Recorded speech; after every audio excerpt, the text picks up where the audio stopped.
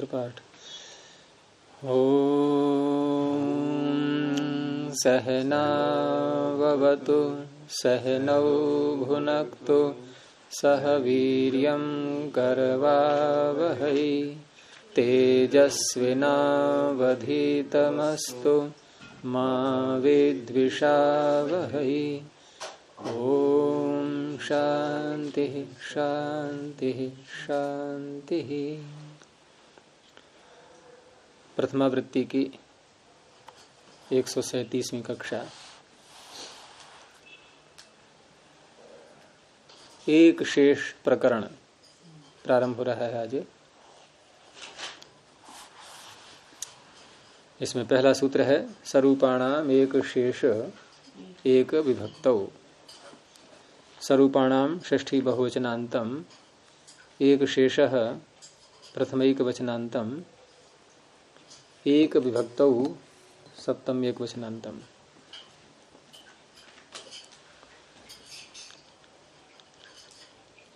स्वरूपाणाम, स्वरूप शब्द इसमें आया हुआ है। तो स्वरूप का अर्थ क्या होगा? समानम रूपम येषाम, समान रूप है जिनका। तो समान शब्द का रूप शब्द का हुआ है समास, लेकिन समास करने के बाद समान शब्द के स्थान में स आदेश हो जाता है। छठे अध्याय में सूत्र है इसका, ज्योतिर जनपद रात्रि नाभि नाम गोत्र रूप स्थान। रूप आ गया उसमें। ज्योतिर जनपद रात्रि नाभि नाम गोत्र रूप स्थान वर्ण वयो वचन बंधुषु। इतने शब्दों के पर रहते समान के स्थान में स आदेश। तो स्वरूप। एक विभक्तों में भी समास है, कर्मधारय। एका च असौ विभक्तिश्च इति एक विभक्ति ही। वही एक है और वही विभक्ति है। तस्याम एक विभक्तौ। एक शेष, यहां भी समास है। तो शेष किसे कहते हैं? जो बचा हुआ है। शिष्यते यह सशेषः। और एक के साथ में समास करेंगे कर्मधारय। एकश्च असौ शेषः इति एक शेषः। वही एक है, वही शेष है। तो कहना क्या चाह रहे हैं ये कि स्वरूपाणाम शब्दानाम, समान रूप वाले जो शब्द हैं और एक विभक्ति उनके आगे होनी चाहिए। स्वरूपाणाम शब्दानाम एक विभक्तौ परतः एक शेषो भवति। एक बचेगा उनमें से। फिर अगर सभी शब्द एक जैसे हैं, उनके आगे विभक्ति भी एक जैसी है। जैसे हमने बहुवचन बनाया बालकाः, तो बालकाः का अर्थ क्या हुआ? बहुत सारे बालक। तो बहुत सारे बालक हैं तो फिर कैसे करेंगे? एक एक बालक के आगे हम सु प्रत्यय लाएं। बालक सु बालक सु बालक सु बालक सु। 10 बालक हैं मान लो, तो 10 बार बालक लिखें, 10 बार सु प्रत्यय लाएं, तो समान शब्द हो गए। विभक्ति भी एक ही है सबके आगे। तो इसमें से एक बालक बचेगा। अब एक बालक बचेगा तो प्रत्यय फिर बहुवचन में ही आएगा। तो ऐसे बनते हैं रूप। फिर ये नहीं तो रूप कैसे बनेंगे? ये सारे रूप जितने भी चलते हैं ये, क्योंकि जैसे बालकौ बोलना हुआ 2 बालक, तो क्या अर्थ है इसका? 2 बालक, यानी कि बालकश्च बालकश्च बालकश्च बालकश्च। तो बालक सु बोल रहे हैं हम लोग च लगा करके। तो बालकश्च बालकश्च, एक बालक रह जाएगा। और एक वचन में वहां कोई बात ही नहीं है। तो ये कार्य करता है ये सूत्र। तो समान रूप वाले जब बन जाते हैं शब्द और विभक्ति एक ही हो उनके आगे, वो चाहे प्रथमा हो या द्वितीया हो तृतीया हो, कोई सी भी ले लो, एक ही होनी चाहिए सबके आगे। तो उस अवस्था में एक उसमें से शब्द शेष रहेगा।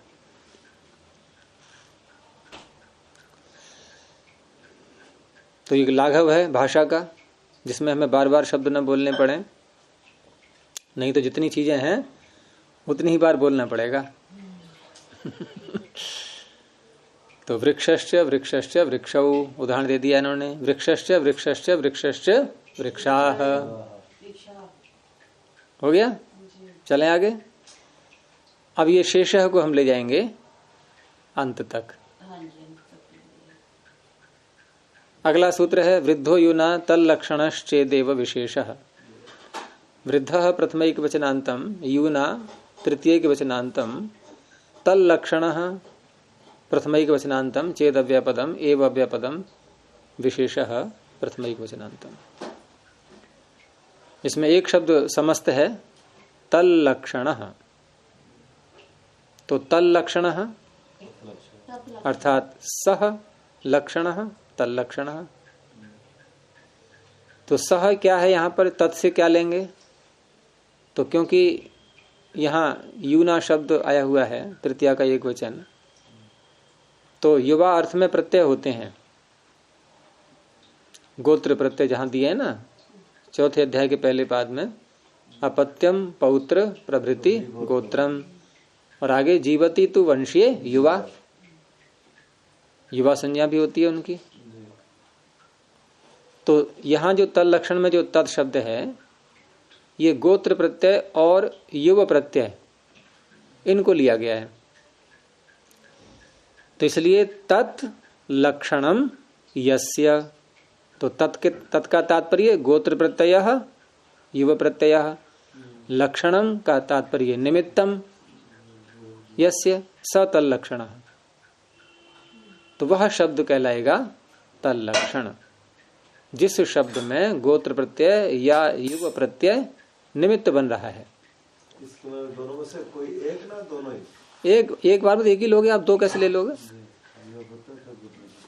तो इसमें वृद्ध शब्द और यूना, तो वृद्ध शब्द क्योंकि यूना के साथ आ रहा है युवन के साथ में, तो वृद्ध से भी यहाँ पर गोत्र को लिया गया है। यानी वृद्ध शब्द से गोत्र अर्थ को लेंगे, गोत्रवाचक है ये। और ये पाणिनि ने ऐसा कहा नहीं है कहीं पर भी कि वृद्ध गोत्र को कहते हैं। पाणिनि ने वृद्ध शब्द तो एक संज्ञा के रूप में वैसे लिया है, वृद्ध यस्याचामादेश तद्वृद्धम, और व्यावहारिक वृद्ध लेते हैं तो अधिक आयु का या बड़ा, ये अर्थ आएगा। लेकिन गोत्र अर्थ ये तो बड़ा विचित्र है, पाणिनि ने कहीं ऐसा नहीं कहा है। लेकिन पाणिनि से पूर्व आचार्य वृद्ध शब्द से गोत्र को लिया करते थे, वही इन्होंने ले लिया है। ऐसे कई सूत्र मिलेंगे आपको जहां पूर्व आचार्यों का इन्होंने ज्यों का त्यों ले लिया है। जैसे आंग नास्त्रियाम, अब आंग टा को बोलते हैं ये, तो पाणिनि ने कहीं नहीं कहा कि आंग टा को बोल रहे हैं हम। औंग आपह, तो औ और औट दोनों का नाम औंग, कहीं नहीं कहा पाणिनि ने, ले लिया। ऐसे ही यहां पर भी तो वृद्ध से तात्पर्य गोत्र। तो पूर्वाचार्यों की संज्ञा है ये। तो इस तरह से शब्द का अर्थ बनेगा, क्योंकि वृद्ध से तो हमने ले लिया गोत्र अर्थ, और विशेष जो शब्द आ रहा है सूत्र में, ये विशेष का तात्पर्य यहाँ पर, क्योंकि विशेष भेदक होता है ना। एक वाक्य सुना होगा आपने दार्शनिकों की भाषा में कि समानम एकत्वकरम विशेषस्तु पृथक्त्वकृत, ये दार्शनिक भाषा में चलता है वाक्य ये, समानम एकत्वकरम विशेषस्तु पृथक्त्वकृत, विशेष तो भेद को पैदा करेगा ना। इसमें ये कहा है गुरु जी, भेदकम विशेषणम भेद्य विशेष्य। मैं समान विशेष की बात कर रहा हूँ, विशेषण विशेष्य की नहीं। तो समानम एकत्वकरम, समानता एकता को लाती है, और विशेषस्तु पृथक्त्वकृत। तो यहां पर पृथक्त्व क्या होगा? शब्द की विरूपता, कि एक शब्द कुछ और प्रकार का है, दूसरा और प्रकार का हो गया ना विशेष। तो यहाँ विशेष का अर्थ है वैरूप्य, विरूपता। अब यहां दो शब्द लेंगे हम, हैं? यानी गोत्र प्रत्यांत शब्द एक होगा, दूसरा युव प्रत्यांत।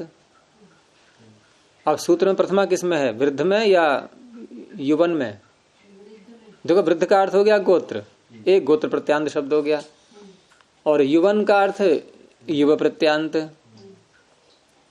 तो तृतीया किसमें है? युवन में।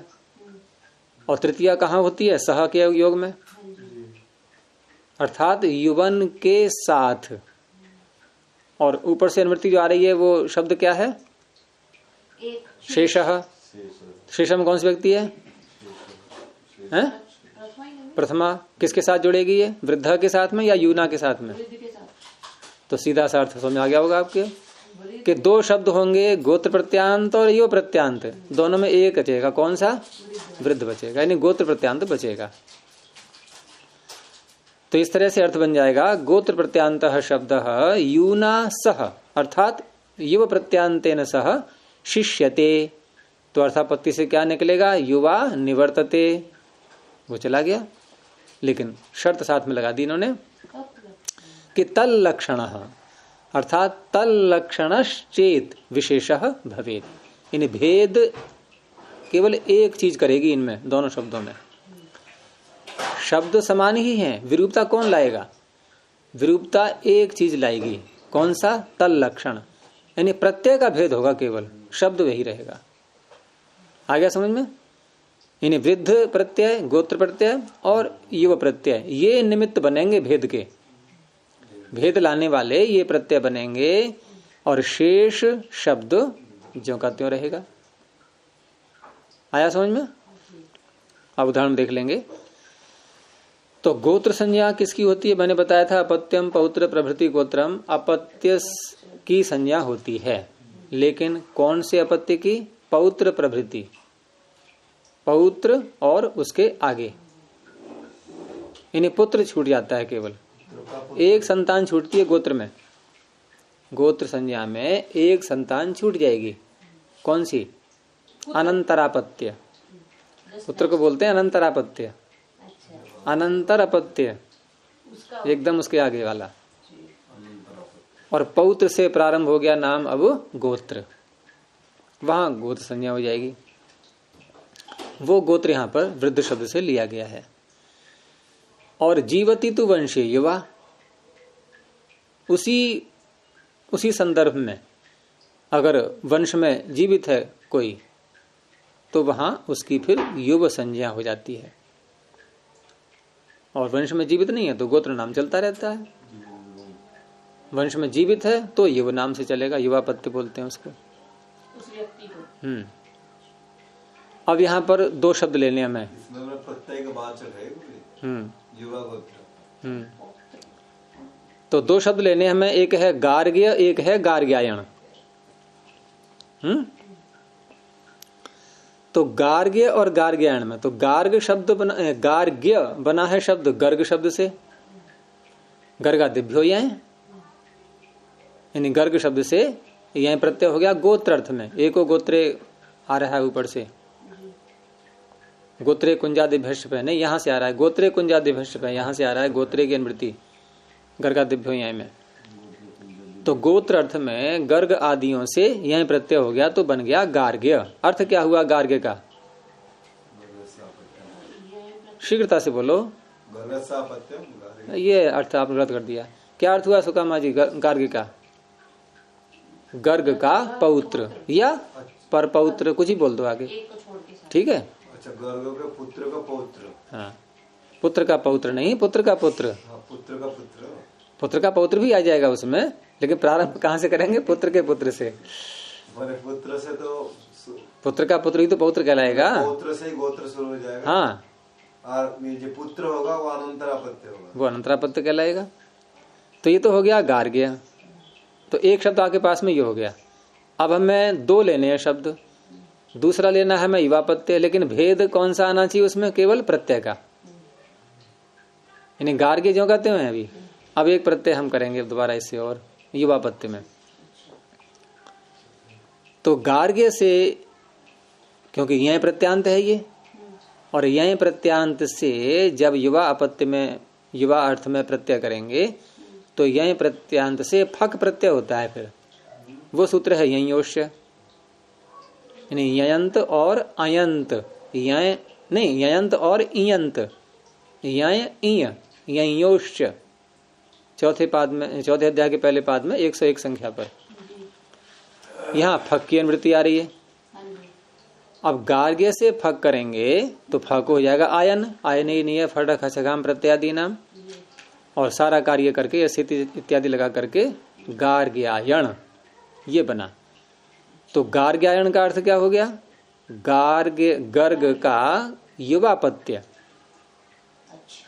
और वो है गर्ग का गोत्रापत्य पौत्र आदि, ये युवापत्य हो गया। अब 2 संतानें हैं। युवापत्य दोबारा से बता दो गुरुजी। हैं? ये फक प्रत्यय। अब 2 संतानें खड़ी हैं हमारे सामने और हमें वाक्य में उनका प्रयोग करना है और दोनों को बोलना है एक साथ।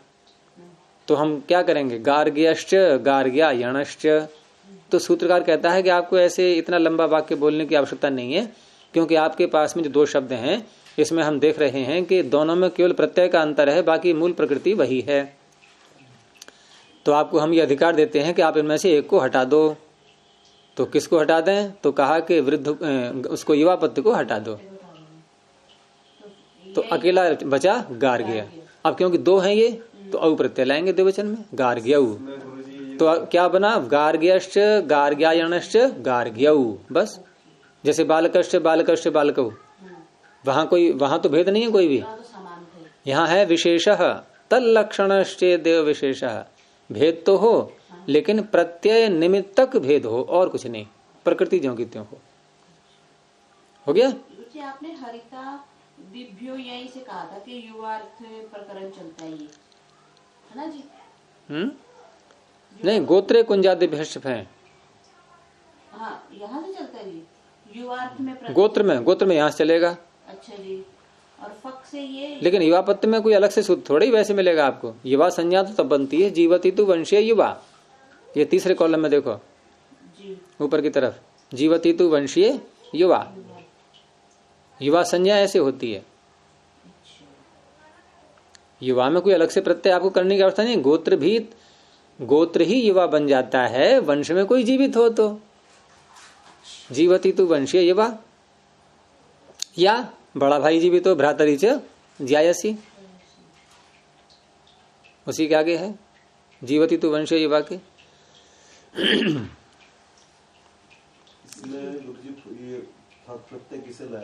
यही योश्च 101 संख्या पे उस गोत्र की संज्ञा युवा हो जाती है।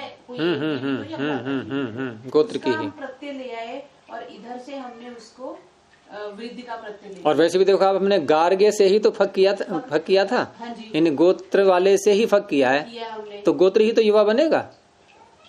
और वैसे भी सूत्र उसके आगे है अपत्यम पौत्र प्रभृति गोत्रम, इसके आगे ही तो है जीवत्व वंशीय युवा।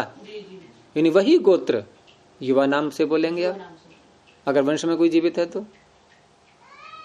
हाँ, आप क्या कह रहे? मिल गया सूत्र?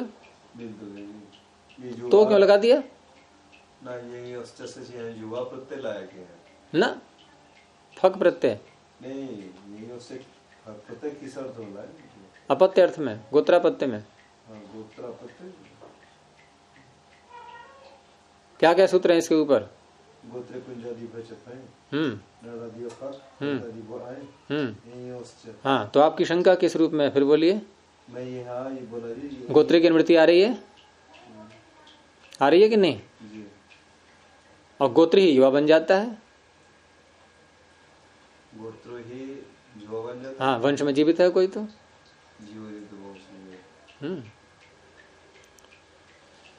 तो उसी गार्ग्य शब्द से दोबारा प्रत्यय कर लिया यही योश्य से, यानी गर्ग के पौत्र की संतान। तो गर्ग के पौत्र की संतान गोत्र तो है ही, गोत्र तो है ही, लेकिन वंश में जीवित है कोई तो युवा भी है वो। बस इतना अंतर आ गया है। ऐसे ही वत्स शब्द, तो वत्स में भी वात्स्य पहले ये बन जाएगा, गर्गादिभ्य है, और फिर वात्स्यश्च और वात्स्यायनश्च। वात्स्यायन में फिर वही फक प्रत्यय कर लिया, तो दोनों में शेष रह जाएगा वात्स्य। तो इसको यूं कह सकते हैं कि गर्ग का पौत्र और गर्ग का प्रपौत्र, ऐसे ही वत्स का पुत्र और वत्स का पौत्र और वत्स का प्रपौत्र, दोनों को एक साथ बोल दिया वात्स्यऊ गार्ग्यऊ। इन एक ही शब्द से वात्स्यऊ से या गार्ग्यऊ से दोनों का ग्रहण हो जाएगा। ठीक है, आगे देखिए। स्त्री पुंवच्च, स्त्री प्रथमैक वचनांतम पुंवत अव्यपदम च अव्यपदम। अब ये ऊपर का सूत्र यहां भी चल रहा है, यानी कि वृद्धो यूना भी आएगा, तल लक्षणश्चेद विशेष भी आएगा, पूरा ही सूत्र आ गया। लेकिन स्त्री पुंवच्च ये थोड़ा सा इसमें भेद आया है। तो स्त्री प्रथमा का एक वचन है, तो इसको हम वृद्ध के साथ जोड़ेंगे या यूना के साथ जोड़ेंगे? वृद्ध के साथ। ठीक है, तो आपको ये भी समझ में आ गया वो क्या कहना चाह रहे हैं। ये देखो, अभी हमने जो शब्द लिए थे गार्ग्य गार्ग्यायण दोनों पुल्लिंग के हैं ये। अब यहाँ जो शेष रखा था हमने अभी के उदाहरणों में, वो गोत्रापत्य को शेष रखा था, गोत्र प्रत्यांत को, यानी गार्ग्य को, और वही गार्ग्य यानी वही गोत्रापत्य यहाँ पर स्त्रीलिंग में आने वाला है। अब तो स्त्रीलिंग में आने वाला है, इसका अर्थ है कि स्त्री लिंग का जो शब्द रहेगा वो शेष रहेगा। अब इसको हम अगर मोटी भाषा में बोले तो गर्ग की पौत्री, गर्ग की पौत्री और गर्ग का प्रपौत्र, इन दोनों को एक साथ कहना हो तो हम गार्गी कोई तो गर्ग की पौत्री इसको ही तो शेष रखेंगे, लेकिन शेष रखने पर भी वो पुल्लिंग के समान बन जाएगा, बोलेंगे पुल्लिंग में ही। तो पुरुष प्रधान समाज वो आपको यहाँ झलक झलक दिखाई देगी। अब तो अर्थ कैसे करेंगे, यानी कि स्त्री पुंवच्च अर्थात वृद्धा, ऊपर से जो वृद्ध था ना उसको वृद्धा बोल देंगे अब, यानी गोत्र प्रत्यांता स्त्री यूना सह शिष्यते, अर्थात युवा निवर्तते, पहली बात। दूसरा सूत्र में है पुंवच्च, यानी साच स्त्री पुंवत भवती। और विशेषता कितनी रहेगी, भेद कितना रहेगा कि वृद्ध युव निमित्तकम एव चेत वैरूप्यम स्यात्, विरूपता केवल प्रत्यय की रहेगी, प्रकृति वही रहेंगी। लिंग भेद तो आएगा थोड़ा सा, लेकिन लिंग भेद होने पर भी जो मूल प्रकृति है गार्ग्य वो वही रहेगी। तो अब यहां कैसे विग्रह करेंगे, जैसे गर्गस्य गोत्रापत्यम गार्ग्य बना था, लेकिन ये तो पुरुष हो गया, बच्चा हो गया, मेल फीमेल करेंगे ना, मेल हो गया ये तो। लेकिन अब हमें पौत्री बोलनी है तो गार्ग्य शब्द से गार्गी ये बनेगा। फिर हाँ, यह प्रत्यांत जो शब्द होते हैं उनसे ङीप प्रत्यय हो जाता है। सूत्र आपका चौथे अध्याय के पहले पाद में है, यंश्च, चौथे कॉलम में देखो नीचे को, पहले ही पाद में बिल्कुल प्रारंभ में ही यंश्च मिल गया 16 संख्या पर। कौन से कॉलम में है? चौथे। हाँ, तो इससे ङीप हो जाता है, और ङीप करके बाकी सारी प्रक्रिया करके गार्गी, और गार्गी का नाम सुनाइए आपने। तो गार्गी का अर्थ क्या हो गया, गर्ग की पौत्री। अच्छा, तो एक तो है गर्ग की पौत्री, एक उसका प्रपौत्र भी आ गया, वो यही करके पौत्र का पुत्र, वो भी साथ में खड़ा हुआ है। यही करके लेंगे उसको या पत्थर के लेंगे? नहीं, वो तो बताऊंगा बाद में, मतलब उसके दो खड़े हैं, एक तो पुत्री एक तो पौत्री खड़ी है गर्ग की, एक खड़ा है पुत्र का पुत्र, वो पौत्र का पुत्र, एक जनरेशन आगे वो युवापत्ति में आएगा, वो वैसी बनेगा जैसे पहले में था गार्ग्यायण। तो एक गार्गी खड़ी है, एक गार्ग्यायण खड़ा है, तो कैसे करेंगे, गार्गी च गार्ग्यायणश्च, दोनों को एक साथ बोलना है। तो पाणिनि कह रहे हैं ऐसा करो, इन दोनों को एक साथ बोलना है आपको, तो एक को हटा दो। किसको हटा दें, युवा को हटा दो, रह गया गार्गी। तो एक काम और करना है, गार्गी के आगे अवप्रत्यय नहीं लाना है, अब गार्गी को पहले पुल्लिंग में करो, बदलो इसके लिए, क्योंकि पुरुष प्रधान समाज है इसलिए। तो गार्गी को फिर पुल्लिंग में गार्ग्य बनाया गया क्योंकि पहले वही था वो, उसके आगे औ आएगा फिर। तो पीछे भी गार्ग्यऊ बना, यहां भी गार्ग्यऊ बना, लेकिन पीछे अर्थ था कि पौत्र और प्रपौत्र, यहां अर्थ है पौत्री और प्रपौत्र। लेकिन शब्द एक ही है तो व्याख्या कैसे हो पाएगी इसकी, बोलना पड़ेगा वहां पर, या सामने देख लो भाई खड़े तो हैं ये, एक लड़की एक लड़का है। गुरुजी यहाँ पे आपने एक भेद किया कि उधर हमने पौत्र लिया और इधर हमने पौत्री ली ना जी। नहीं हाँ है ना, तो पौत्री तो ये अपत्यम पौत्र प्रवृत्ति गोत्रम, इससे कुछ स्त्री का कुछ कैसे डिफरेंस कैसे किया आपने? उधर हम प्रश्न समझा नहीं मैं आपका गुरुजी, इधर हम पौत्र ले रहे हैं, उधर हम पौत्र का पुत्र ले रहे हैं, पर उधर हम एक जनरेशन नहीं, तो वो तो यहाँ भी ले रहे हैं पौत्र का पुत्र, तो युवापत्य में ले रहे हैं। उससे पहले वाले में, वहाँ पहले वाले में जहाँ पौत्र है वहाँ है पौत्री यहाँ पर। अच्छा। बस इतना ही अंतर तो है। और प्रपौत्र वहां भी है, प्रपौत्र यहाँ भी है। उधर भी पौत्र की जगह पौत्री आ गया है केवल, बस। तो नहीं, मुझे दिक्कत आ रही थी, उधर हम एक स्टेप आगे क्यों ले रहे हैं? वो तो यहाँ भी ले रहे हैं, क्यों हाँ, चलो दोनों में ले रहे हैं। युवापत्य में करने के लिए। अच्छा। युवापत्य में हम थोड़ा और आगे बढ़ेंगे इसलिए। तो ये हो गया स्त्री पुंबच्य।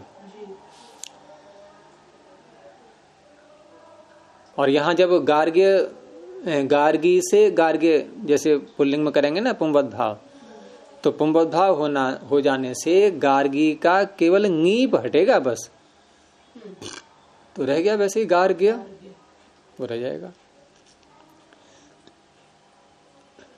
चलिए आगे, पुमान स्त्रिया। अब यहां वृद्ध युना वाला प्रकरण वो समाप्त हो गया है, ठीक है। यानी गोत्र और युवा वाले, युवापत्य गोत्रापत्य वो चीज नहीं है। लेकिन तल्लक्षण जो वो तल्लक्षण चेद विशेष है, ये यहां भी आएगा। तो पुमान प्रथमैक वचनांतम, स्त्रिया तृतीयैक वचनांतम। अर्थ आपको पता लग गया होगा कि स्त्रिया सह पुमान शिष्यते, भाई जिसमें तृतीया है वहां सह लगा दो, जिसमें प्रथमा है वहां शेषा को जोड़ दो, ऊपर से आ रहा है शिष्यते। स्त्रिया सह पुमान शिष्यते, तो अर्थापत्ति से क्या निकलेगा? स्त्री निवर्तते, स्त्री गई। तल लक्षण एवं चेद विशेषो भवेद। भेद देखना है तो उतना ही भेद रहेगा, तल लक्षण भेद रहेगा। अब यहाँ तल लक्षण देखो, पीछे तल लक्षण में तत् का अर्थ किया था हमने प्रत्यय, गोत्रापत्य और युवापत्य, लेकिन वो तो यहाँ आ नहीं रहे। अब तो यहां तत् का अर्थ करेंगे लिंग संबंधी भेद, बस उतना ही भेद हो, मूल प्रकृति वही हो, लिंग का ही भेद हो। जैसे भवत शब्द होता है ना, तो भवत और भवती, तो दोनों में क्या अंतर है? उसमें नीप है, ये भवत पुल्लिंग है, वो स्त्रीलिंग है, लिंग का ही तो भेद है। वही बात यहां कहने जा रहे हैं कि लिंग भेद एवं चेत स्यात्, बाकी सारी चीजें समान। जैसे ब्राह्मण शब्द है और दूसरा बन जाएगा ब्राह्मणी, तो ब्राह्मण और ब्राह्मणी दोनों में प्रकृति एक है, लेकिन भेद केवल लिंग का। तल लक्षणश्चेदेव विशेषः, एक पुल्लिंग का है, एक स्त्रीलिंग का है। अब दोनों को बोलना है एक साथ हमें, एक ब्राह्मण भी खड़ा है, ब्राह्मणी भी खड़ी है, ब्राह्मणश्च ब्राह्मणी च, तो कौन सा शेष रहेगा? ब्राह्मण शेष रहेगा। औ प्रत्यय ला करके ब्राह्मणौ। कुक्कुट भी खड़ा है, कुक्कुटी भी खड़ी है। जब ब्राह्मणों करेंगे तो दोनों ही है इसमें, जैसे पितरों कह दिया, तो पितरों के साथ माता भी समाहित है, तो इसी पर ब्राह्मणों कहेंगे दोनों, ब्राह्मण भी सब नहीं, ब्राह्मणु कहेंगे तो ब्राह्मण भी, आप भी किसके आगे लगा रहे हो? भी ब्राह्मणी के आगे भी लगाओ, ब्राह्मणी भी, क्योंकि ब्राह्मण तो आ ही गया। अगर हम कहते ब्राह्मण्यव, तो आप कहते कि ब्राह्मण भी है इसमें सम्मिलित। जैसे आपने पितरु में कहा था, पितरु में पितरी दिख रहा है, हमें पितरु में पितरी दिख रहा है कि नहीं, तो आप भी कहाँ लगाओगे? माता भी सम्मिलित है क्या इसमें? या यूं कहेंगे पिता भी सम्मिलित है क्या? अरे पिता दिख ही रहा है पितरु में। तो ब्राह्मणस्य ब्राह्मणी च ब्राह्मणौ, कुक्कुटस्य कुक्कुटी च कुक्कुटौ। अपना बना लेना आप, सभी ऐसे बन जाएंगे सारे। यहां भी देखो पुरुष प्रधान निकला। फिर देखो आगे, भ्रातृपुत्रौ किनके साथ में? स्वश्री दुहितृभ्याम। भ्रातृपुत्रौ प्रथमा द्विवचनांतम, स्वश्री दुहितृभ्याम तृतीया द्विवचनांतम। समास है दोनों में, भ्राता च पुत्रस्य भ्रातृपुत्रौ और स्वसा च दुहिता च स्वश्री दुहितरौ। अब यहां भी प्रथमा के साथ में शेष लगा दो। भ्रातृपुत्रौ शब्दौ स्वश्री दुहितृभ्याम शब्दाभ्याम सह शिष्येते, शिष्येते। और दूसरा अर्थ क्या निकलेगा? यानी स्वश्री दुहितरौ निवर्तेते, ये हट जाएंगे, केवल वही शेष रहेंगे।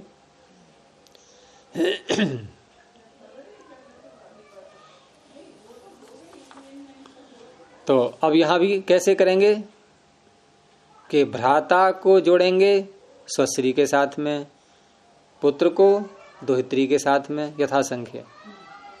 तो भाई और बहन दोनों खड़े हुए हैं, दोनों को बोलना है हमें एक साथ, भ्राता च स्वसा च। तो स्वसारु नहीं कहेंगे, भ्रातरु। यहाँ भी भाई रह गया, पहले पुरुष बहन को दबा दिया। ये कलियुग में थोड़ा बदल दिया वर्तमान में, पहले पुरुष प्रधान ही थे, अब कहाँ बदल गया? बदल गया अभी सब प्रधान तो सबके दे दिए बराबर। नहीं, संस्कृत भाषा में बात यहाँ की हो रही है। और पुत्रस्य दुहिताच, पुत्र और पुत्री दोनों है तो पुत्र दोनों आगे, ठीक है। नपुंसकम अनपुंसकेन एकवत् च अस्य अन्य तरस्याम। नपुंसकम प्रथम एक वचनांतम, अनपुंसकेन तृतीय एक वचनांतम, एकवत् अव्ययपदम च अव्ययपदम अस्य षष्ठी एक वचनांतम, अन्य तरस्याम अव्ययपदम। तो अनपुंसकेन, न नपुंसकम अनपुंसकम, तेन अनपुंसकेन।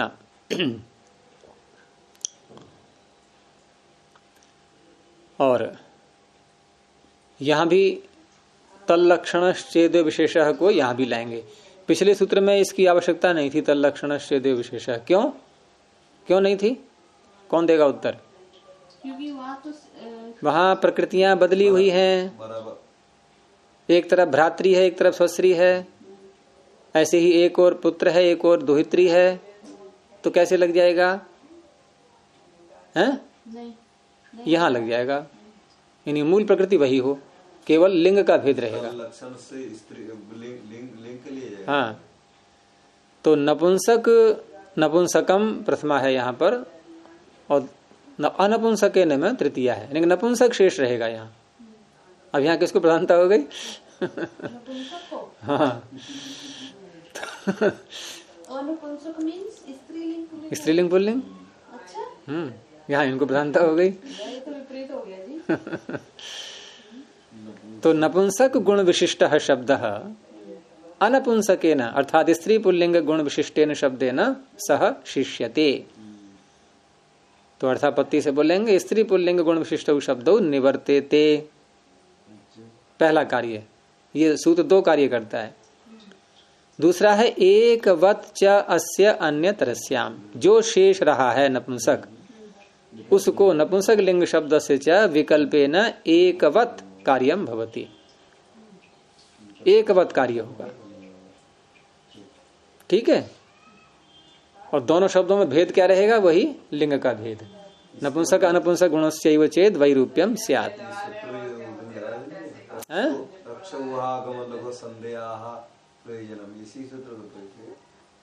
नहीं, वहां तो नहीं लगाएंगे इसको। जहां रक्षा ऊहा आगम लघु असंदेह, इनमें देखेंगे इनका जो समास किया है आपने एक साथ। जैसे यहां उदाहरण देखें आप, तब देखना वहां लगेगा नहीं लगेगा ये कि एक तो है सफेद कंबल, शुक्लः कंबलः, एक है साड़ी, वो भी सफेद है, तो शुक्लः कंबलः शुक्ला च शाटिका। तो शुक्लः और शुक्ला इन दोनों में प्रकृति एक है, शुक्ल लिंग का भेद है, एक पुल्लिंग का है एक स्त्रीलिंग का है। एक और ले लिया शुक्लम च वस्त्रम, तो शुक्लः शुक्ला शुक्लम, कौन शेष रहेगा? शुक्ल शेष रहेगा। विभक्ति कौन सी आएगी, मतलब वचन कौन सा आएगा? अब देखो 3 है, शुक्ल कंबल, शुक्ल शाटिका, शुक्ल वस्त्र, कौन सा प्रत्यय आएगा? जस, जस आना चाहिए ना। तो सूत्रकार कह रहे हैं कि एक वत च अस्य अन्य तरस्याम, आपको छूट दिया रही है, आप सु भी ला सकते हो, जस भी ला सकते हो, विकल्प से एक वत। तो तीनों को हम कह सकते हैं शुक्लम। हमारे पास 3 चीजें रखी हैं, कंबल भी है, शाटिका भी है, वस्त्र भी है, तीनों सफेद हैं, तो हम कह देंगे इदम शुक्लम अस्ति, तीनों को इकट्ठा कर लिया। अथवा इमानी शुक्लानी संति, रहेगा नपुंसकलिंग ही शेष, वो चाहे आप एक वचन में बोले या बहुवचन में बोले। तो शुक्लश्च कंबलः, शुक्ला च शाटिका, शुक्लम च वस्त्रम, तद इदम शुक्लम, अथवा तानी इमानी शुक्लानी। बस यही है इसका तात्पर्य। अब आप वहां बताओ कैसे कह रहे थे आप, रक्षो हगम लघु संदेह, वहां कहाँ विषय है इसका? प्रकृति एक हो ना सब में, वहां तो अलग अलग शब्द है, रक्षा अलग है, ऊहा अलग है, आगम अलग है, लघु अलग, संदेह।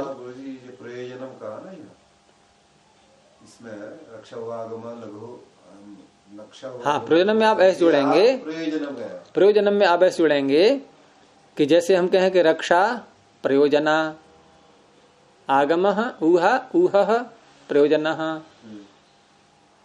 आगमः प्रयोजनः, लेकिन वहां नपुंसकलिंग का तो कोई भी नहीं है। रक्षा ऊहा ऊह आगम लघु असंदेह।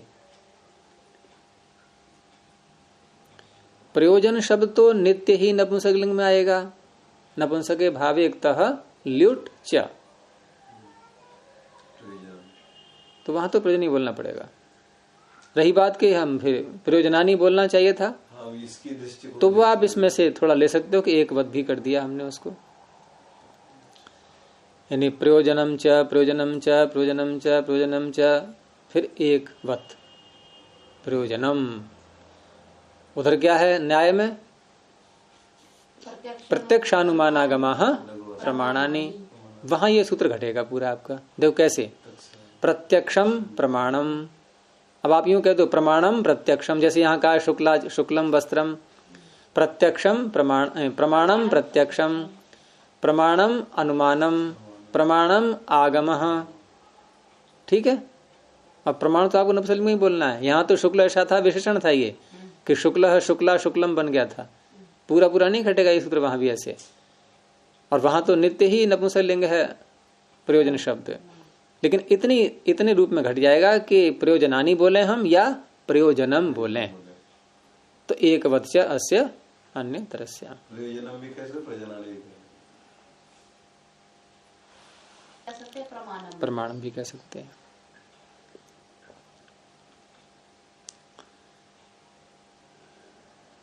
पिता मात्रा, फिर आ गया वही पुरुष प्रधान, पिता में प्रथमा है, देखो मात्रा में तृतीया, ये तृतीया आते ही गड़बड़ हो जाती है। क्यों क्यों? सहयुक्ते अप्रधान कर दिया उसको, जहां तृतीया आ जाए समझ लो ये तो गौण हो गया। तो अब यहां लगेगा तल्लक्षण स्थिति विशेष? नहीं लगेगा, क्योंकि प्रकृति अलग अलग है। तो मातृ शब्देन सह पितृशब्द शिष्यते, लेकिन वाह थोड़ी छूट दे दी, अन्य तरस्या ऊपर से ले लिया, विकल्प है, ठीक है। आप दोनों को ही बोल सकते हो, लेकिन शेष स्त्रीलिंग को नहीं रखोगे, या तो दोनों को बोलो, शेष रखना है तो पिता शेष रहेगा फिर। तो माता च पिता च पितरौ अथवा माता पितरौ, या तो पितरौ या माता पितरौ, मातरौ नहीं कह सकते दोनों के लिए, पितरौ में दोनों आ गए। समाप्त कर दें इसको फिर आज। श्वशुरः श्वश्रुवा, श्वशुरः प्रथमैक वचनांतम, श्वश्रुवा तृतीयैक वचनांतम। यहाँ भी वही बात आ गई। श्वश्रु शब्देन सह वचने श्वशुरः शिष्यते विकल्पेन। तो श्वशुरश्च श्वश्रुश्च, सास और ससुर दोनों, तो कौन बचेगा? श्वशुर बचेगा, सास गायब हो जाएगी। लेकिन विकल्प यहां भी है, श्वश्रु श्वशुरौ, ऐसा भी कह सकते हैं। त्यदादीनि सर्वैर नित्यम, त्यदादीनि प्रथमा बहुवचनांतम, सर्वैहि तृतीयाद बहुवचनांतम, नित्यम प्रथमैक वचनांतम। गण है ये त्यद आदिर्येषाम तानि त्यदादीनि। तो त्यदादीनि प्रथमा है, शेषा का संबंध यहाँ जुड़ जाएगा। त्यदादीनि शब्द रूपाणी सर्वैहि, इनके साथ में कुछ ही बोलेंगे आप, सर्वैहि सह शिष्यन्ते। और नित्यम कह दिया पीछे से अनत्रस्याम को हटाने के लिए। इस सर्वै से क्या अभिप्राय है? जितने भी शब्द साथ में लाओगे आप त्यदादियों के, वो सब गायब, केवल त्यदादि शेष रहेंगे। जैसे दो व्यक्तियों के विषय में बात करनी है मैं, एक तो वह और एक देवदत्त, तो सच देवदत्तश्च, कौन बचेगा? त्यदादि। हाँ, तौ तौ बोलेंगे, ठीक है। यश्च यज्ञ दत्तश्च, जो और यजदत्त, कौन बचेगा? यौ। अब इनमें आपस में सच यश्च, वह और जो, सऊ क्यों बोल दिया तऊ की जगह? तो यहाँ थोड़ा सा अलग नियम है। यहाँ एक वार्तिक बना दिया गया है साथ में कि त्यदादीनाम यद यद परम तत्तत् शिष्यते, इसमें पर वाला शेष रहता है। यानी गण में जो क्रम आ रहा है, तो यद आगे है तद पहले है, तो यौ यौ बोलेंगे। सच यश्च यौ, त्यदादीनाम मिथो यद यद परम तत्तत् शिष्यते, शिष्यते परस्पर यदि आपस में करेंगे तो परम।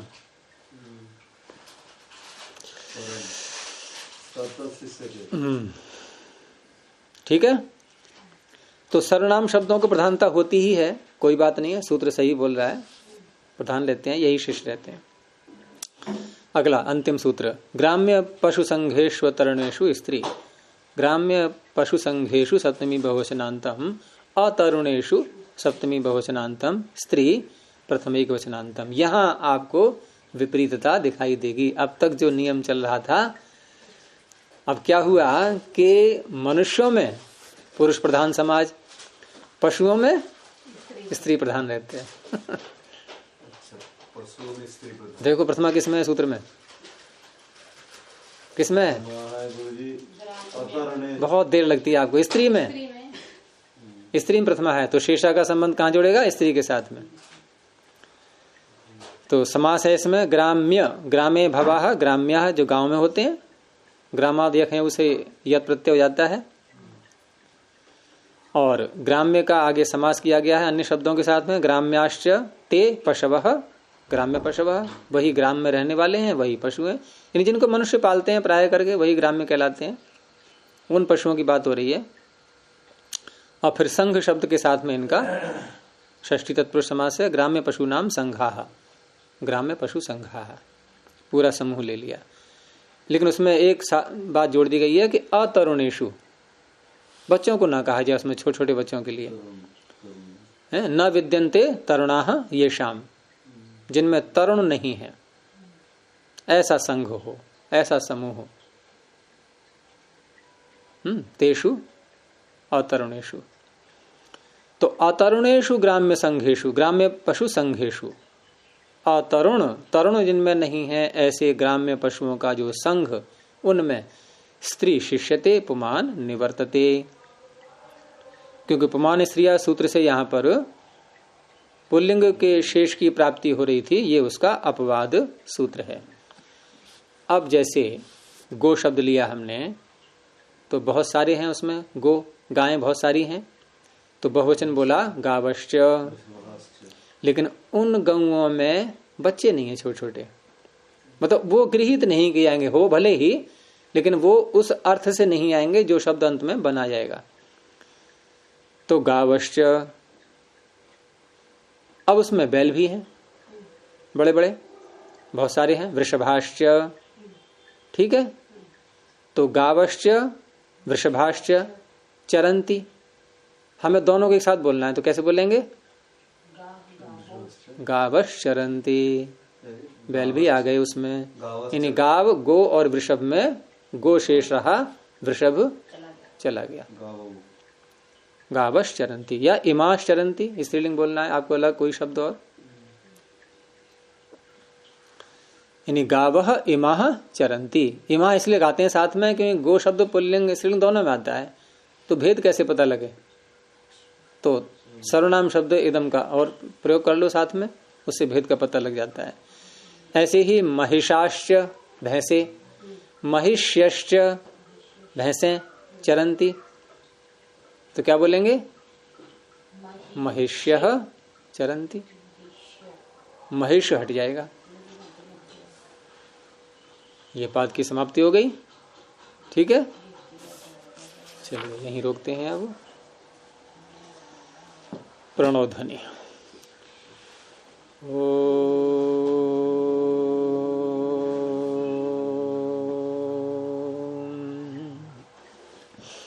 ओ